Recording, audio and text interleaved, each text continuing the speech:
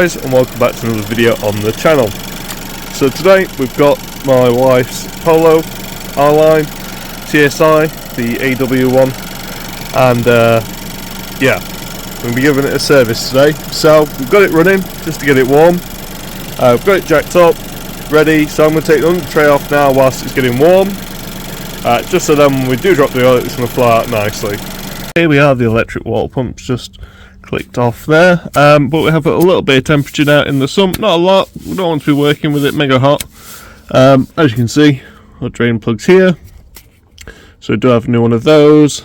Yeah, nothing really to report under here. It's looking rather nice. I mean, as you would expect for a coming up to 60,000 mile car. Yeah, belt still looks okay. Oh no, we're going to want to put an auxiliary belt on this. That is not something we had foreseen. But we'll do that very shortly. Luckily, looking at it, this is a very short belt. This is the entirety of it. And I presume, yeah, so we'll have to lever this open and we can put a pin in there. Get that changed. That is not fantastic. But yeah, well, this is why we check things on the service, isn't it, really? So yeah, I'm going to crack on now and get this oil drained. Here you have our new bits of kit. Our new sump plug. Now you can just replace the copper crush washer, but throw that on. New man filter. Now man are what I like to use on these, and yeah, I mean, why would you not? You'd go for one of the better filters that you could. These look factory, to be honest, so always been happy with the man filter. And then of course we've got some Castrol Edge. This is what came up as it wanted, so that's what we'll put in. I do believe last time we put 5W30 in, but I think this is the correct proper spec. 5W30 is absolutely fine, fixed interval servicing. So should this be, and she should unlock a bit extra mile to the gallon with this. It's one of those, the engine takes 4 litres and this is 4 litres, so yeah, just one of those. As you can see there, that's our old filter, W71295, and our new one is a W71295. Yeah, you're not really going to tell much from looking in that, apart from if you cut it open, I guess, if you could. Obviously it's always nice and handy to have a tool there to get those off. And as you can see now, just waiting for the last dregs of the oil to run out from here. New sump plugs in, ready to go. So once this is cleaned up and the new filter is on, which will pre-fill a little bit, it will be time to pour the engine oil in. There we go. So now we have our fresh oil in. Obviously you can see that's nice and clear. It's most of the way up the dipstick there, but we're not quite flat, and that oil filter, despite your best efforts at trying to fill it, will still take a little bit more oil out of the engine. So now what we're going to do is I'm going to run this up to temp, make sure it's not leaking any oil, make sure it's nice and happy, and then what we'll do after it's up to temp is drop under trays back on, and it's not leaking, under trays back on, drop the car onto level ground, let it sit for about half an hour, and then come back and check the oil level and top up accordingly.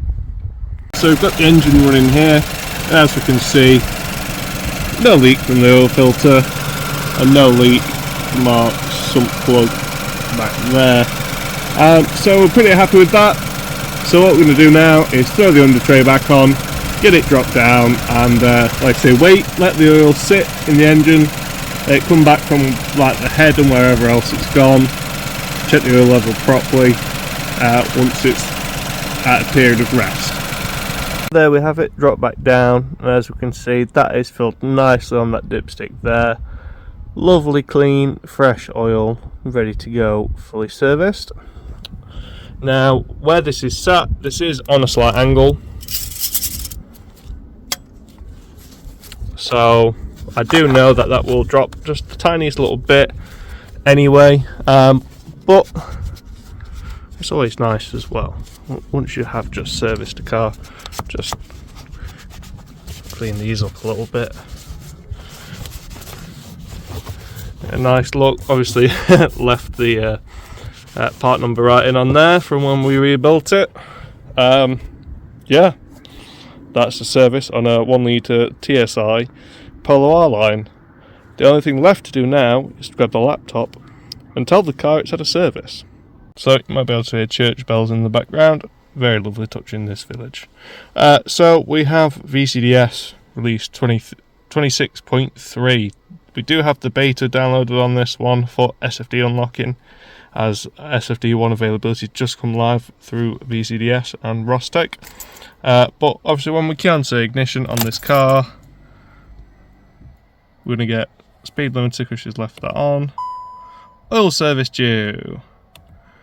And we've got the door open and the radar's doing its thing. I mean, if I turn off the limiter there, we see we're on 58,500 miles. So if you're doing it that way, you're a little bit early, but who cares? So go into the reset.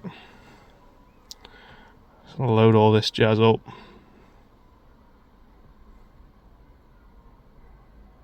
Just leave it, let it do its thing.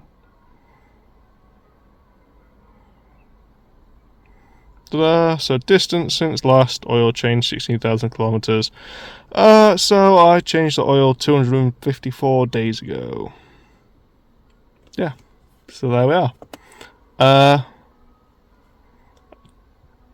Pick whichever one you want. Realistically, if you're just looking after it yourself and you want the warnings to go away, don't matter too much, does it?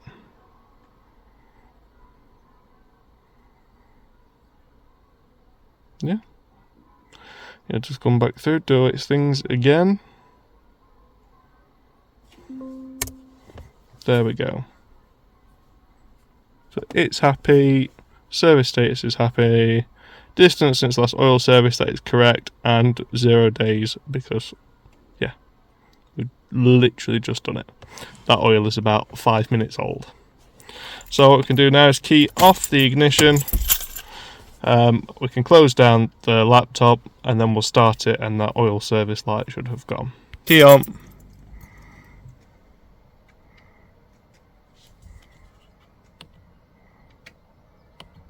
No warnings. Straight into cold start. Thanks for watching.